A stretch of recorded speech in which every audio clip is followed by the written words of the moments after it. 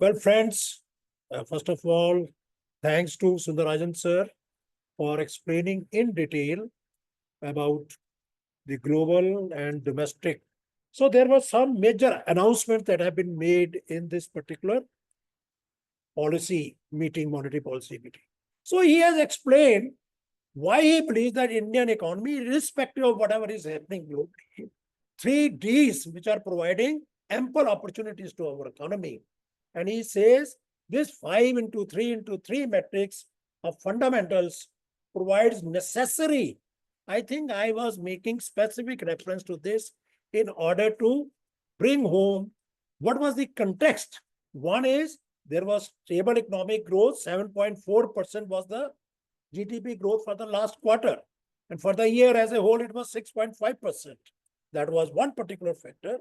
And declining inflation, as explained, there has been a continuous decline in the inflation trajectory, and its last print was 3.16 or 3.2%, whatever way you want to call it. So that was the background under which this particular decision was taken. Why? Because when this 50 basis points rate cut was announced, because in the declining interest rate scenario, deposit rates, when they start falling, there is a neutral means, and he has explained it. And now, I mean, we have reached a stage where everything would be data dependent or make us to take those kind of action. Otherwise, this is going to be a pause. All the rate sensitive sectors, they are going to be immensely benefited from this particular policy announcements. This would be very positive for personal loan borrowers. This will be very positive for car, auto segments, and very, very positive for real estate. Because all these are rate sensitive sectors, and these are definitely going to be, because of the more above normal southwest monsoon forecast and resilient activity taking place in allied activities in the agriculture sector. And whatever was mentioned by Dr. Farid about the kind of kharif, production and rabi production we have and the forecast that we have, I think this is poses to be a very good development even for the agriculture sector. All right. Now, when 45 to 47% of the loan portfolio of the bank is linked to an external benchmark like repo rate, but the best benefit that has accrued because of these policy decisions would be that in the second half, that is definitely going to help the banks because they will be earning on that amount released.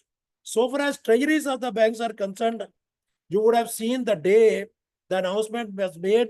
First, the announcement was about 50 basis points rate cut. And immediately, the 10-year yield came down to 6.14%. What is the kind of impact that it has? It is below repo rate, right? And with this kind of transmission that has taken place, it will be not more than, weighted average call rate is not going to be more than 5.25%. That is what I believe. So to that extent, profitability of NBFCs may also be little bit impacted. But those, NBFCs or banks which are doing gold loans, there is a good news that has come in the policy also, and separately by way of a circular, good credit growth that would take place. I personally believe that so far as banks are concerned, when this investment activity would pick up, it will be definitely be beneficial for the banks. Only challenge would be that, but otherwise, I personally believe that there would be that momentum will be maintained. Trade deficit is also concerned. I think our CAD, irrespective of little bit of impact in 24, 25, all in so far as Indian economy is concerned, all sectors are poised to do very well. But